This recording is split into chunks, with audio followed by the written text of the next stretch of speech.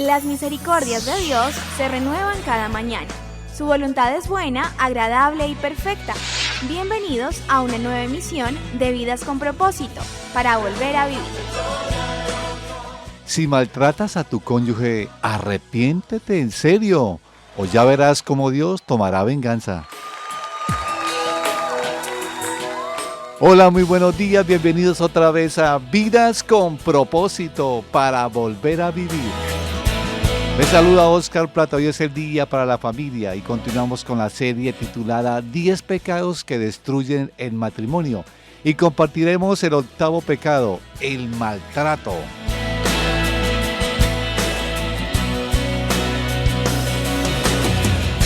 Tú nos creaste con un propósito. El maltrato es el octavo pecado que vamos a compartir de esta serie. Nos acompaña hoy para responder a este interesante tema el Pastor Ángelo Becerra de la Comunidad Vida con Propósito. Buenos días, Pastor Ángelo. Buenos días, Oscar. Dios les bendiga, Dios lo bendiga y Dios bendiga a todos nuestros oyentes. Gracias por apartar su tiempo y escucharnos en esta franja de los viernes, la franja de la familia. También está con nosotros una invitada especial, Jacqueline Alarcón, que junto con su esposo son los pastores de la Comunidad Vida con Propósito. Buenos días, Jacqueline. Oscar, muy buenos días y muy buenos días a toda la audiencia. Un placer y un gusto volver a estar después de tantos meses, yo creo que ya casi un año, de no venir al programa, pero me alegra que hoy me hayan invitado nuevamente. Y también está en esta mesa Beatriz Cifuentes, líder de la iglesia. Buenos días, Beatriz. Buenos días, Oscar, y muy buenos días a todos nuestros oyentes. Le damos gracias a Dios por cada uno de ustedes. Estás escuchando Vidas con Propósito, para volver a vivir. Pastor, para entrar en materia, ¿por qué incluyó en la serie 10 pecados que destruyen al matrimonio el pecado del maltrato? Lo incluyó, Oscar, porque el maltrato es un pecado, que nos quede muy claro, es un pecado grave delante de Dios y también pues por todos los matrimonios que ha destruido. El maltrato o la violencia intrafamiliar es cada vez más frecuente y ha cobrado muchísimas víctimas en nuestros países. Y fíjese que en los púlpitos, Oscar, y en los micrófonos cristianos, poco o nada se habla sobre el maltrato. En verdad, y pues para vergüenza mía lo digo, yo no recuerdo tan siquiera que haya predicado una sola vez en más de 10 años de ministerio acerca del maltrato. Quizás he hecho algunas menciones, pero como tema principal nunca lo he hecho. Y creo que sin duda el maltrato también toca a los hogares y a las parejas cristianas. Pastor Ángelo, ¿por qué cree que del pecado del maltrato no se habla mucho dentro de las iglesias cristianas? Pues no lo sé con exactitud, pero yo me atrevería a pensar que a lo mejor sea porque dentro de las iglesias cristianas existe mucho maltrato y también creería que es muy posible que se dé hasta en casas de los pastores y en casas de los predicadores. Y bueno, pues por ahí dice el dicho, si tienes rabo de paja no te acerques a la candela. Entonces si hay tanto maltrato y guardamos tanto silencio, a lo mejor es que lo queremos esconder. Pero bueno, tengo que ser honesto y no cuento con estudios al respecto. Así que eso es solo especulación mía. Sin embargo, tanto silencio con respecto a este tema es de sorprender, sobre todo en medio de una sociedad que tanto ha sufrido a cuentas del maltrato intrafamiliar. Uno como pastor escucha muchos casos y vea que uno nunca reacciona para desde el púlpito mostrar por la palabra de Dios la gravedad de este pecado. Pastor, y bueno, ¿maltratan más los hombres o las mujeres? Pues la pregunta es muy básica y la respuesta es muy obvia. Por supuesto que los hombres maltratan mucho más que las mujeres, mucho más. No significa que las mujeres no maltraten, pero los hombres mucho más. Eso pues lo asegura la realidad que vivimos y también dan fe las estadísticas de denuncios en las inspecciones y en las fiscalías de nuestro país y del mundo entero. Los hombres pues son mucho, pero mucho más maltratadores que las mujeres. Y es muy triste que esta sea una realidad mundial y por supuesto pues nos deja en una posición vergonzosa a todos los hombres. Pastor, ¿cómo debería nosotros los hombres tratar a las mujeres? Todo hombre tiene por mandato divino tratar con delicadeza y con respeto a la mujer. Ese es el diseño de la creación. O sea, cuando la gente dice que la Biblia es un libro machista, está totalmente equivocado, no lo han leído. Dios hace defensa de la mujer. Cuando uno ve, por ejemplo, cuando uno ve la creación en el Génesis, uno se da cuenta que uno es el varón antes de la caída y uno muy diferente después. Notemos que antes de la caída, cuando el hombre ve por primera vez a la mujer, su reacción fue de elogio, fue de alabanza. Génesis 22-23 dice: de la costilla que le había quitado al hombre, Dios el Señor hizo una mujer y se la presentó al hombre, el cual exclamó: esta sí es hueso de mis huesos y carne de mi carne, se llamará mujer porque el hombre fue sacada. Así que se puede ver al hombre aquí emocionado, se ve agradado, feliz, y yo añadiría que hasta enamorado. Pero una vez cayó en pecado, la reacción del hombre hacia la mujer fue muy pero muy diferente. En lugar de elogios, aparecieron el echar la culpa, el señalar, el ataque. Vea lo que dice Génesis 3, del 9 al 12. Pero Dios el Señor llamó al hombre y le dijo: ¿dónde estás? El hombre contestó: escuché que andabas por el jardín y tuve miedo porque estoy desnudo, por eso me escondí. ¿Y quién te ha dicho que estás desnudo?, le preguntó Dios. ¿Acaso has comido del fruto del árbol que yo te prohibí comer? Él respondió: la mujer que me diste por compañera me dio de ese fruto y yo lo comí. Sin duda, pues aunque es el mismo Adán, ya no era el Adán que vivía en perfección y en comunión con Dios. Así que sin lugar a dudas el pecado del maltrato viene desde el jardín del Edén. Pastor, ¿cómo ve Dios el maltrato? Bueno, me gusta así como está planteando la pregunta: ¿cómo ve Dios el maltrato? Porque sin lugar a dudas, y que me escuche bien todo maltratador, Dios ve. No se ha quedado ciego. Es más, tampoco se ha quedado sordo y tampoco se va a quedar manicruzado. Es decir, Dios no solo ve los maltratos, Dios también oye los maltratos, porque el maltrato no solo es aquel que se hace físicamente por medio de golpes, sino también el que se hace infligiendo dolor y sufrimiento por medio de palabras, con presión psicológica, con menosprecios. Es interesante que el primer libro de la Biblia nos hable sobre el maltrato, sobre su origen y también sobre su posterior avance. La Biblia en el Génesis dice que Caín maltrató a Abel y terminó matándolo. La Biblia dice en el Génesis que Sara maltrató a Agar, su esclava, que Ismael maltrataba a su hermano Isaac, que los 10 hijos de Jacob maltrataron a José e intentaron matarlo.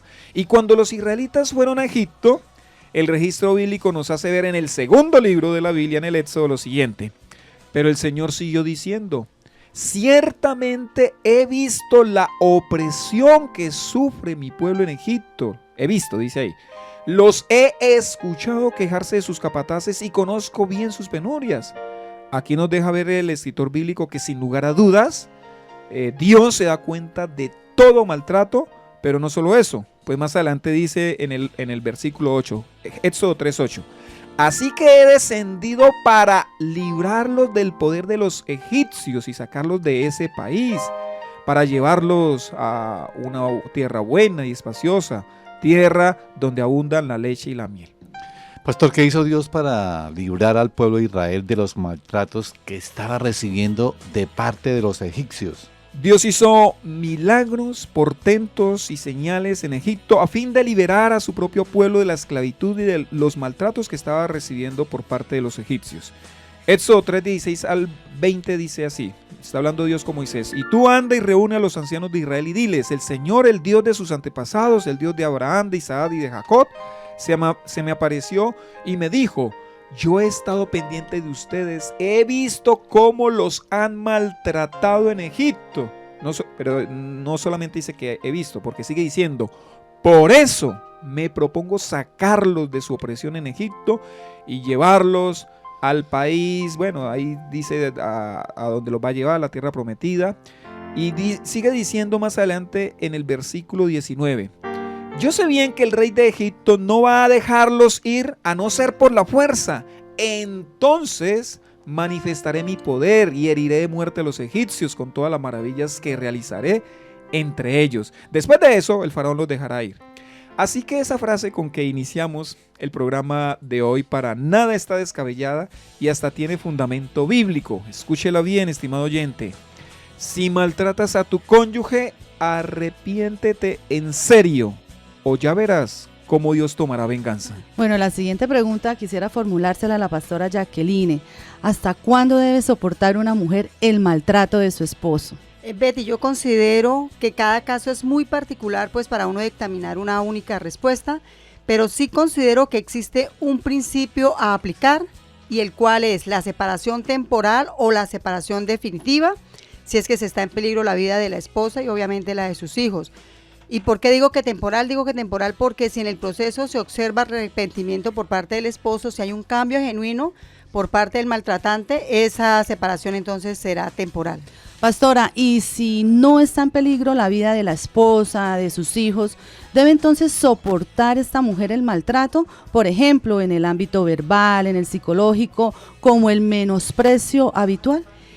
Esta pregunta es bastante difícil porque observamos bastante de ese tipo de maltrato, ¿no? Verbal y psicológico, pero debemos, como estamos hablando en este sentido, examinar cada caso en sus diferentes etapas. Y creo que para responder su pregunta me refiero a etapas, porque como es bien sabido, Betty, un hombre que es abusador y que es golpeador, no luce así al principio de su matrimonio ni al principio de una relación, como tampoco al principio del matrimonio la violencia empieza de una manera abrupta, sino que uno más bien ve que esa violencia doméstica inicia de manera muy sutil, con expresiones de descalificaciones frecuentes, tonos y palabras de irrespeto, y bueno, estas sobre todo se dan en privado. Hay a veces control absoluto de la vida por parte del otro, hay uso de manipulación, hay amenazas, pero con el tiempo uno se da cuenta que las cosas se van poniendo cada vez peor y más frecuente hasta que llega la agresión física, discusiones, empujones, jalones de pelos, bofeteadas, golpes descontrolados que implican muchas veces hasta lesiones, roturas de huesos, muerte. Entonces pienso que se debe manejar de esta manera, Betty. Estamos en Vidas con Propósito en el dial 1020 AM y ahora por internet a través de radioprimavera.com con la serie 10 pecados que destruyen el matrimonio. Hoy el octavo pecado, el maltrato. Pastor, he conocido casos de mujeres cristianas que sufren frecuentemente maltratos en todo ámbito de sus esposos. ¿Deben ellas soportar esperando algún día el cambio de su pareja? ¿Qué piensa? Bueno, Oscar, ¿por qué usted conoce esos casos?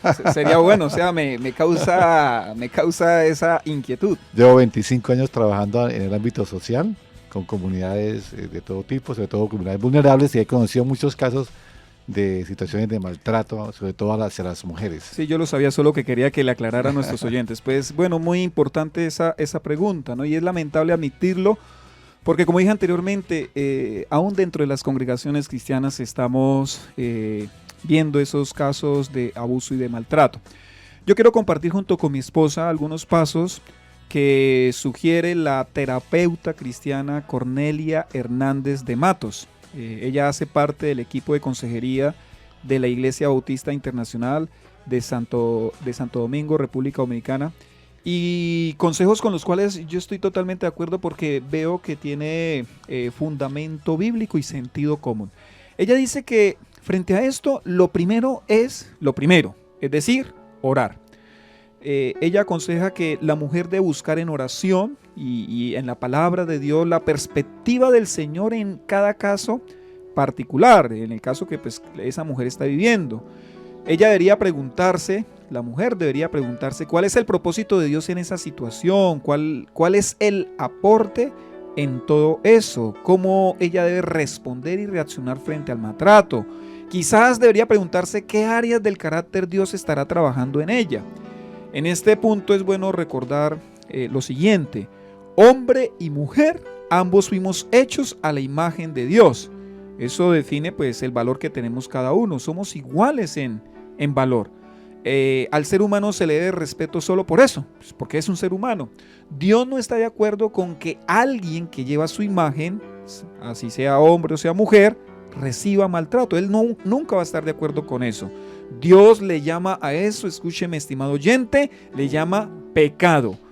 Por tanto, pues no debemos ser cómplices de ese pecado. La mujer debe orar para que Dios le dé discernimiento para tomar decisiones acertadas. Y después de orar, ¿qué más debe hacer la esposa, pastora Jacqueline?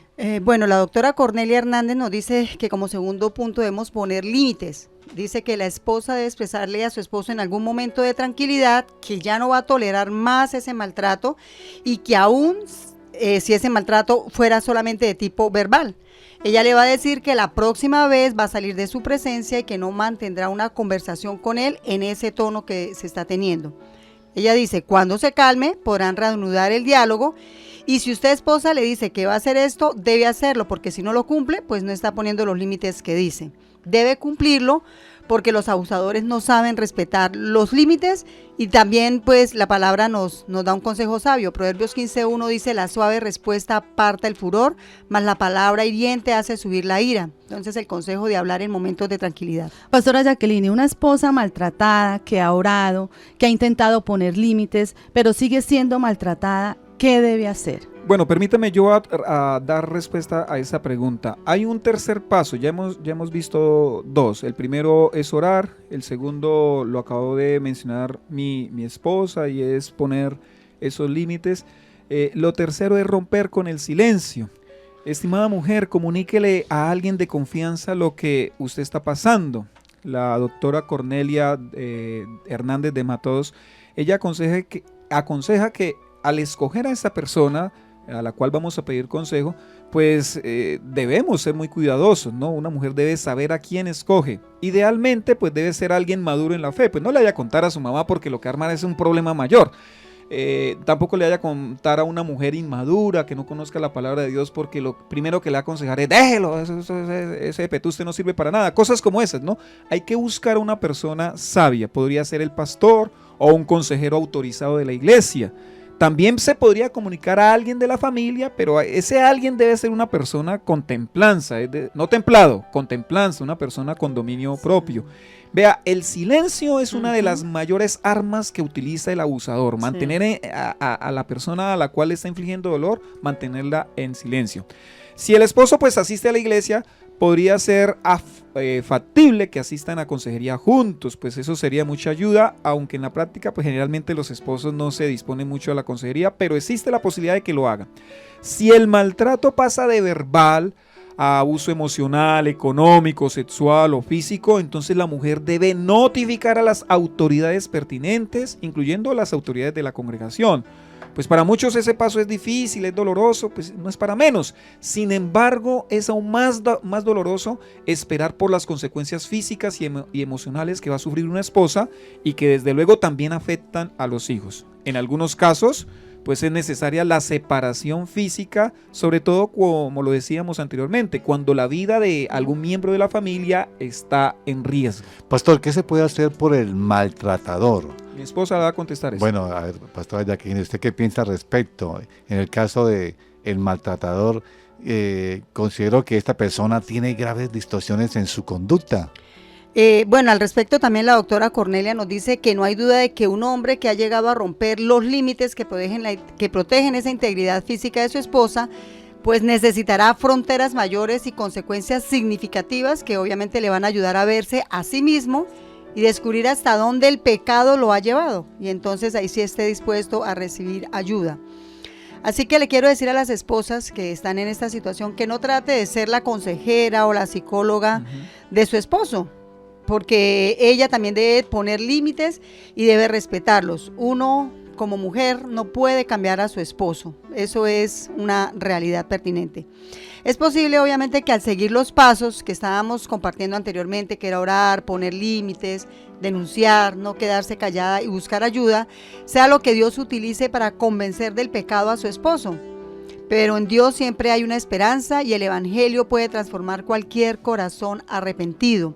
La palabra en Proverbios 28:13 nos dice, el que encubre sus pecados no prosperará, mas el que los confiesa y los abandona hallará misericordia. Pastora, ¿cuál es la causa del maltrato?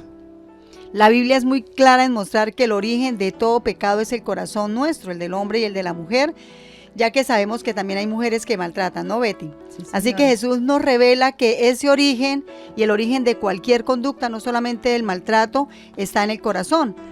Lucas 6:45 dice, el hombre bueno del buen tesoro de su corazón saca lo que es bueno, pero el hombre malo del mal tesoro de su corazón saca lo que es malo, porque de la abundancia del corazón habla la boca. Pastor, ¿existe esperanza para el esposo y la esposa maltratante? Claro que sí existe, y la palabra de Dios es la respuesta cristiana a la violencia doméstica, ¿cierto? Vea, el matrimonio es la primera institución que Dios estableció entre las personas. Hombres y mujeres fueron creados ambos a la imagen de Dios. Como compañeros son iguales como compañeros, pero en cuanto a roles, pues son diferentes, ¿cierto?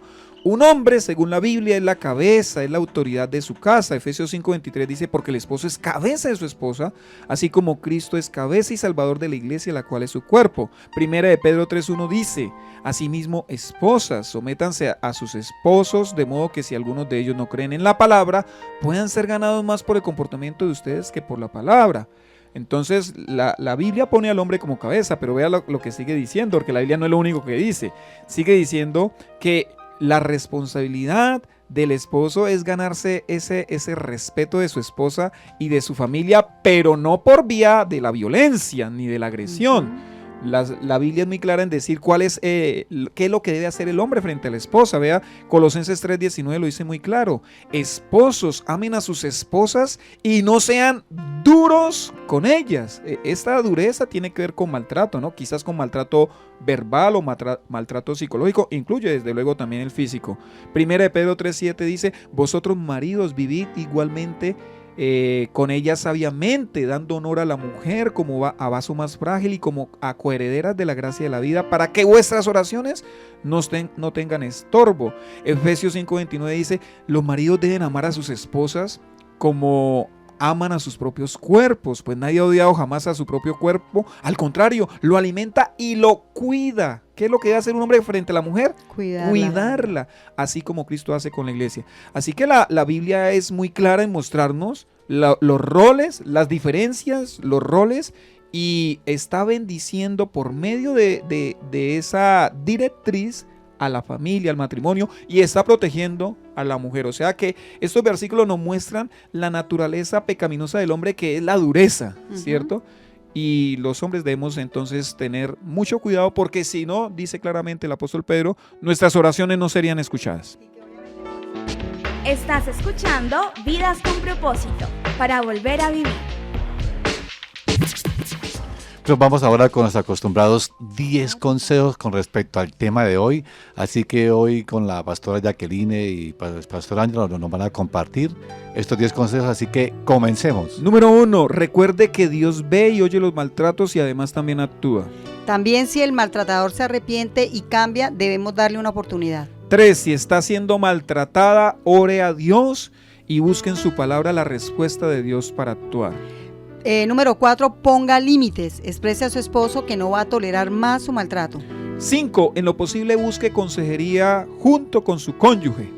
Número 6, no se quede callada, rompa el silencio, comunícalo a personas maduras. 7, si su vida está en riesgo, notifíquelo inmediatamente a las autoridades pertinentes. 8, ni olvide que el evangelio puede transformar el corazón arrepentido del maltratador.